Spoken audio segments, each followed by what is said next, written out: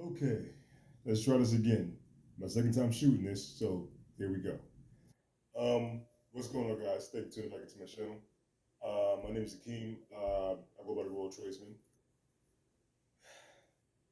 I had this whole thing scripted out, but I'm just gonna freestyle this. Okay, updates. Those who don't know, I had a YouTube channel before. I had a very popular, actually two popular videos of how to start a lawn care service was one of them. How to load your lawn tractor in the back of a pickup truck. If you ever seen that video, it's a deep voice guy and it's an old blue pickup truck with a red lawn tractor. That was mine. Um, and one guy asked me to show a video of me taking it off the truck. So I did that too, and it got pretty popular a little bit.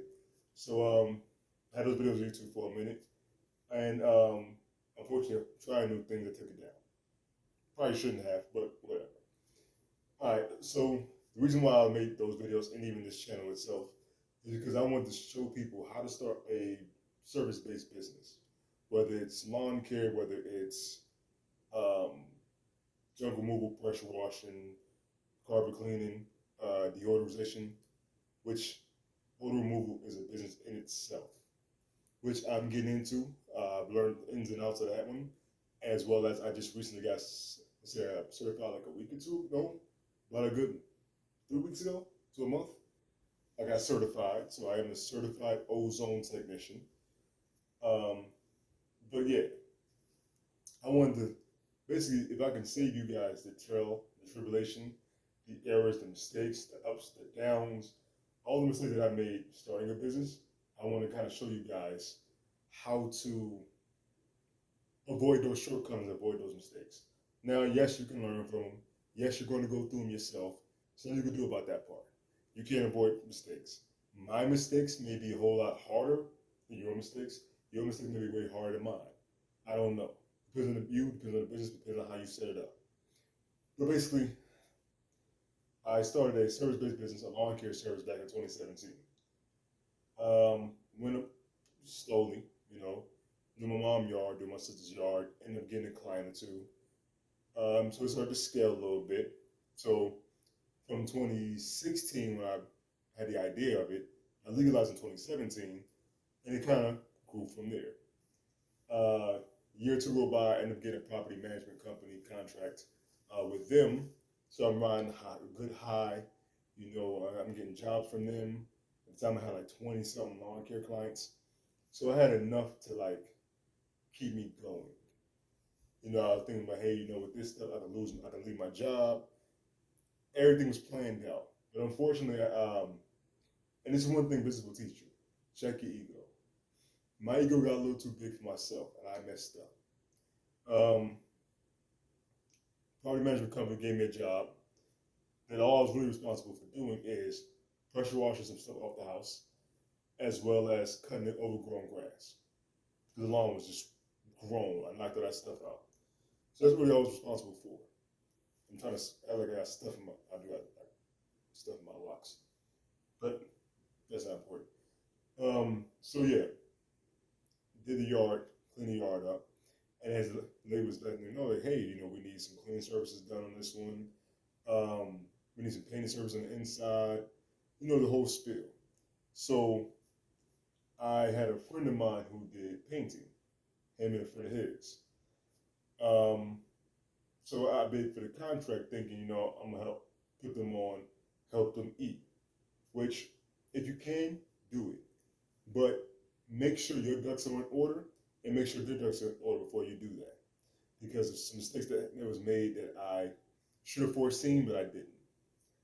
So in the bidding the contract, I did a walkthrough of it, kind of described everything to him. Shout out to him. He gave me the estimate on it. I sent the estimate to them. They approved it. Cool. Long story short, it didn't go the way we wanted it to. So we got stuck painting the house. I don't paint, so we was in the house doing the paint work and stuff like that. We had an issue with the lockbox. And let's say it went south. Let's just say that. So the key ended up getting had a malfunction. So I ended up putting a key back in a lockbox, which I know now. Hold on to the key till you're ready to leave. You lock the house up, and then you put the key in the lockbox. Knowing that now, but I didn't know at the time. So we had this my homie, because it was a painter. He had this 25 to 30 foot ladder, and he put it to the side of the house. So he ended up locking the doors up, locking the doors downstairs, um, and upstairs, locked all the doors, and he ended up leaving out the window. It was at the time it was like 10 o'clock at night. It's pitch dark.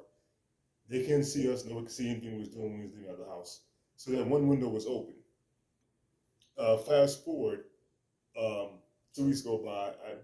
I reached out to the property management company and said, "Hey, what's the ETL on getting the lockbox issue fixed?" Now I had no idea that lockboxes reset itself at 24 hours. Didn't know that. So I texted the employee that I was contracting through. She told me to call the boss. Contacted the boss. The boss told me don't contact her. Go back to the employee. The employee was on vacation, so it was like a little back and forth. I texted both of them, "Hey, when you fix the issue, let me know. We'll be back to search the property." I didn't hear anything from nobody. So 2 weeks go by. I sent him a text like, "Hey, I'm not sure how long it takes the lockbox to get fixed or swapped out or whatever, but if we don't fix this issue soon, we're going to be put past our painting delay to finish the property because all upstairs was painted. We had some touch-ups we had to do upstairs and stuff like that. So it could have been better, but we had basically all upstairs painted. All we had to do is downstairs. And when you finish, go through and do the trim work, the what do you call it, the touch-ups. So we had to do touch-ups after that. So things were going good. So she said, "Hey, the last about reset itself at 24 hours." I was like, "Oh, cool." I didn't know that. But I told her, "Hey, we'll be back on this date to finish the paint work." She said, "Okay, cool." Well, I get a phone call before that date comes. Someone apparently broke into the home. Um, I don't know how. Well, I mean, let's say I don't know how. I'm pretty sure I do know how. It was a 3-story house, including a basement. Basement is 3 stories. When I first walked to the property to do the first estimate on everything, all the windows, except for like 2 upstairs, were unlocked and opened. Um, on the main level, all the windows were open. The lock, the door, because like a little balcony with a door up top, that was already like broken, so it couldn't lock. Really, you could just basically just turn it and go into the house. That was it didn't lock or unlock for some odd reason, so you can just go through the house through that one. And the basement had the windows downstairs. It had a door in there. I didn't check to see if that was locked or not. This is my first time. Well, never say my first time. I was never instructed that the property was unlocked. I was not expected that at all. So I did not know to anticipate that. Go through the property, make sure all the doors are locked, all the windows are locked. Especially with the property owner, I think who lived in state. I figured between the property manager and the property owner, they were going to make sure the house was secured. Apparently they didn't. Because even when I walked in, there was sunflower seeds, black and mild packs, if you know what those are, like not marijuana, like them cheap blunt packs.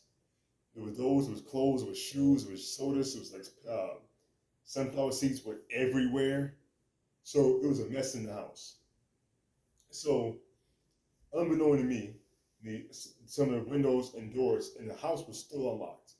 So they broke into the house. I don't know who it was, probably some homeless people, contractor maybe, I don't know who it was. But they stole the copper plumbing all downstairs, like from the water heater. I think somewhere else, maybe in the kitchen, something like that. And it flooded all downstairs. So the cops get called. They come to there. The property management company called me, and I come up there, I spoke to her like, "Hey, what's going on?" And they asked me, "Hey, when the last time you been to the property?" I said, "The last time we had the little lockbox issue, but the house was locked up. Well, it's the front door that we walked through. That was locked up. The windows was locked downstairs, and the windows was locked upstairs. That door was up there was still broken, but there's nothing we could do on that." So I'm like, "Yeah, the last time we came was that like 2 weeks ago." And she was like, "Well, someone broke into the house." I'm thinking, "Oh God, really? Someone broke into the house?" And to get, they couldn't have got more than like $20 worth of copper. Like the little, the little copper pieces of the water heater. They stole those. That can't be no more than like $20. So I'm assuming they probably were homeless or just copper thieves in general, just probably just running through the neighborhood because it was in the hood. I'm not gonna lie to you, it was in the hood. Like I didn't feel safe in that house, hood. So cops got called. They told me, hey, we gotta write a statement, this whole thing. So I write a statement explaining everything. Sent it over to them. They had to meet the property management company back over there to get the rest of like the supplies and the painting and stuff like that back to them. Um, and ever since then, that property management went through there. The relationship between me and them went south. I didn't get no more jobs. I didn't get no more bids.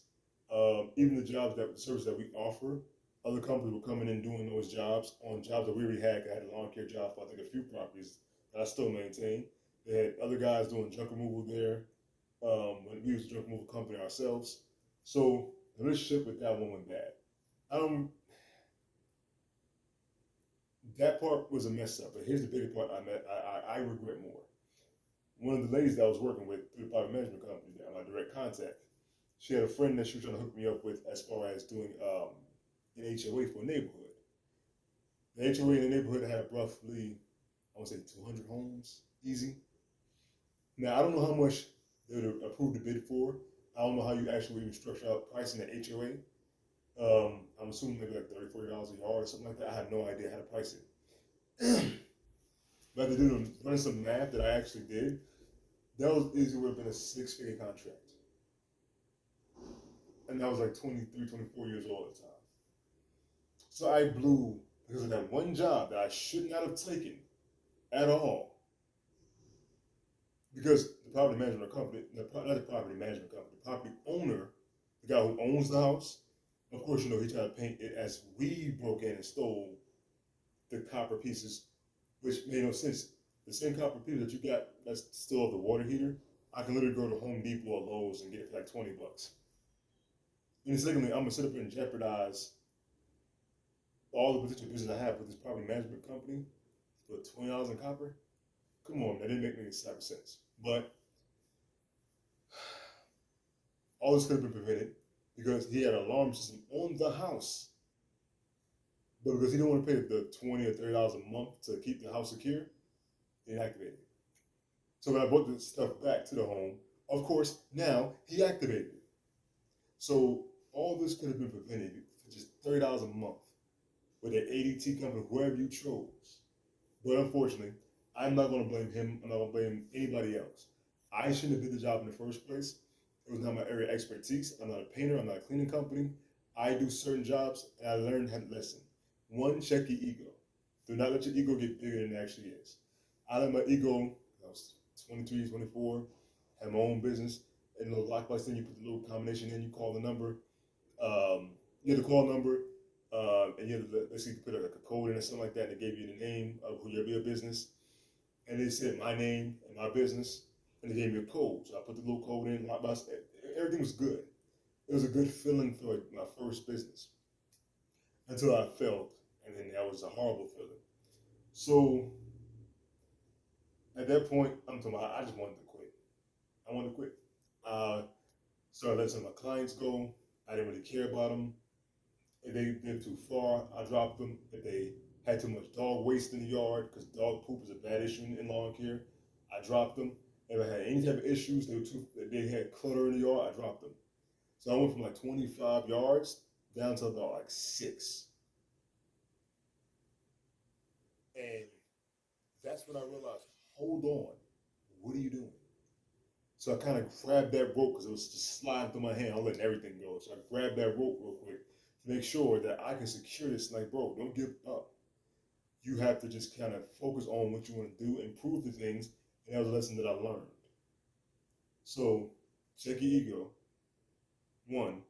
Two, you have to realize, and this is something I'm going a little bit more in other videos. Every customer who's willing to work with you is not your customer. They're not your ideal customer. I know some people might think, well, a customer is a customer. No, no. That job I should have did. I ruined the whole relationship with a property management company because of that job right there. Could I have fixed it? Yeah. There would always be bad tension between the two of us. So I was like, in a point, I'm trying to fix that. So fast forward a few years later than that, um, found out I started having some health issues. If you guys can, I don't know if you guys can see it, but my eyes are a tad bit yellow. You notice that? Um, you probably can't. Now you can see it a little bit better now. But yeah, my eyes are a little bit yellow. I found out I have some liver issues. I would put it that way. Not putting everything out there, but my liver's not functioning 100% like it should. So yeah, so lawn care became really, really hard for me to do. Until I was feeling drained, losing energy. I felt tired majority of the time. It became too much for me to actually do. So unfortunately, I did retire from lawn care. But luckily for me, and this is why I want to kind of let you guys know this: don't be a jack of all trades like I was. I had what did I offer? Lawn care, junk removal, pressure washing, carpet cleaning. I think it's something else. Something else. Cleaning service. I think I tried to do cleaning service a little bit. Was that it? Might have been something else. Well, basically, I caught the what I like to call the entrepreneurship bug, which when you get into this business or any business, you will realize I can make money off of this, and it spreads. So you want to do everything. Don't do everything. I have learned that lesson. Do not do everything because even though I'm niching down now, you don't want to seem like the guy who doesn't specialize in nothing. You don't seem like a general, what do they call him, chucking truck, something like that, where the guy, he's got a pickup truck, he does a little bit of everything. You don't want to be seen as that guy who does a little bit of everything because then you become just like everybody else. Nothing stands out about you, nothing is special about you. Um, Branding doesn't exist really because you can't brand for 7 different services, not efficiently. So that's one thing I had to learn as well. Focus on one thing. So one thing we started doing was for this year, due to my health issues that I couldn't keep doing lawn care. So we're specializing now and it goes hand in hand. I'll explain to you in maybe in another video of why I'm choosing these two right here: commercial carpet cleaning, as well as excuse me, commercial carpet cleaning, as well as odor removal or deodorization. Now, one thing you will notice when carpet cleaning, you have customers who will call you saying that, hey, I have a pet or a dog or someone smoked in the house and the smoke's trapped in the carpet. They really go hand in hand. Not because you remove those pet stains and the pet odor, whether it's cat urine, dog urine, just the cat oils or dog oils. Like when you walk into my house, it smells like a dog. It don't smell like urine, but it smells like dog. That's the oils from the dog rubbing off on the carpet. In order to get that smell out of it, you have to actually clean that carpet. So they really go hand in hand. So I've learned how to structure these two businesses together. So by me specializing in carpet cleaning, I can do commercial carpet cleaning, which we specialize in low moisture carpet cleaning. So anything dealing with commercial is our specialty. Um, Whether it's hotels, motels, schools, um, apartment complexes. Something I'm trying to get more into apartment complexes. Anything that has like much like a commercial carpeting. So we don't use steam cleaning, hot water extraction. We don't do any of those. In fact, you actually see a lot of guys going from hot water extraction or steam cleaning to low moisture VLM cleaning, or SET as it's called now. Which shout out to Robin with OxyDry. He coined that term SET, Soil Extraction Transfer Technology. And it's the branch away from the BLM because BLM kind of is getting a bad rep because too many people are doing it but doing it improperly. So they're making us all look bad. So they had to reterm the name. Well, rename the term, excuse me. And so they did a good job of doing that. So set technology is a carpet cleaning method that we use for that, as well as odor removal. So let's say you have a house that's smoked in. It don't got to be smoked in for a long period of time. It could or couldn't be. Well, you got to move the smoke odors from the home. So the first thing you got to do is you got to treat everything that has is anything that's absorbent or like a cushion. So in the cloth base. So carpeting had to be treated. Um, if you got any curtains, I recommend you just remove the curtains, or you can treat the curtains too. Couches, furnitures, things of that nature. You have to treat those because it absorbs smell and it holds odor. Like you ever notice you go to a cookout or like a fire or something like that, and you like do like a campfire or something, your clothes will smell like that smoke for a long period of time because it's absorbent. It holds odors. So in order to remove the cigarette smoke or tobacco or nicotine, whatever you're smoking, you have to treat the walls, the ceiling, you have the HVAC system. You also have to treat the carpet. That's where us specializing carpet cleaning comes into handy. Because now, instead of pulling the carpet out, which depending on how bad the odor is going to have to get pulled. If it's a minor job, we can come through. We can actually do a BLM, a form of extraction, not hot water extraction, but it's an extraction that we can actually use with a portable extractor. And we actually can extract that as much as possible while simultaneously putting our odor neutralizing solutions into the carpet fiber itself, as well as the padding.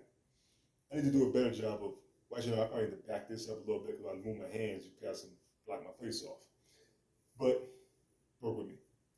So that goes hand in hand with as far as odor removal.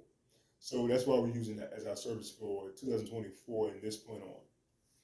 So I will be breaking down um, some of the best service-based business to get into.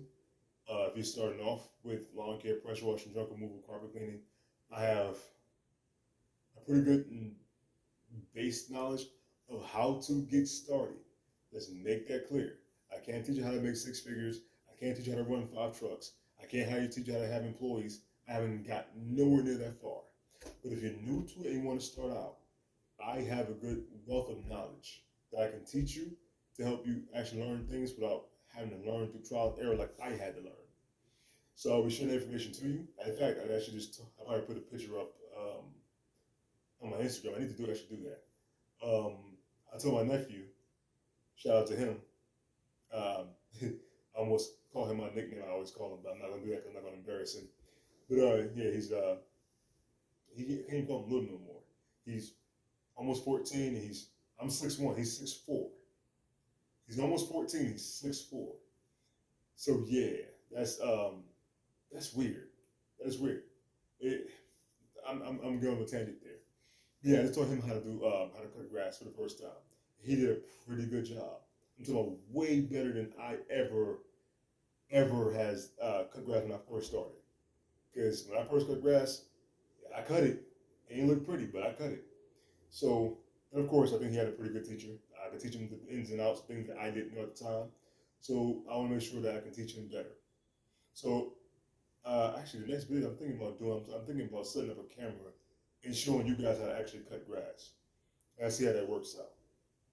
But yeah, so going forward, um, carpet cleaning as well as odor removal. That's the trash guys out there. You probably can hear them in the video. So yeah, those are the things I'm going forward next few years. I'll also be documenting my journey so I can show you guys basically how to get started, the befores and the afters, and to teach you guys if you want to know about odor removal, I can teach you guys that as well as carpet cleaning as well too. How you can start off with once again. I can teach you how to start, how to become a multi-millionaire, that whole thing. When I figure that part out, I'll let y'all know. I promise. But for now, that's it. I had a previous video that I done last week. I tried to, somebody just texted me. I tried to edit the video and deleted it. So yeah, until I get this editing thing figured out, all the videos are going to be just me uploading them unedited, and I'm gonna send them on the way because I had to figure this out because I deleted the last one. So Jay, if you're watching this, my bad dog. I deleted the video. I don't know. I probably should have saved it in a different format. I'll say this something once, like email to myself or put it on my computer or something. But when I edited, I thought I was editing the video I was making up. I ended up editing, deleting the whole freaking file, so all of it's gone. So here's the video for the week. I'm gonna make more videos on this. Monday is Memorial Day, so I'm thinking about actually getting you guys, show you guys. You guys can see it. I have my old whiteboard. I cleaned it off from last year, so you'll get a bunch of set it back up. A bunch of how-to videos coming from me. You guys will get more technical videos because I am a visual learner myself. I put hands on, like to see things, so I can actually learn. So you guys will get that from me from this point on too. So thank you for tuning into my channel. I know this is what's it, 25 minutes. The video's kind of long, but hey, I'm new to this. I'm do better, but for now, peace. Y'all bees.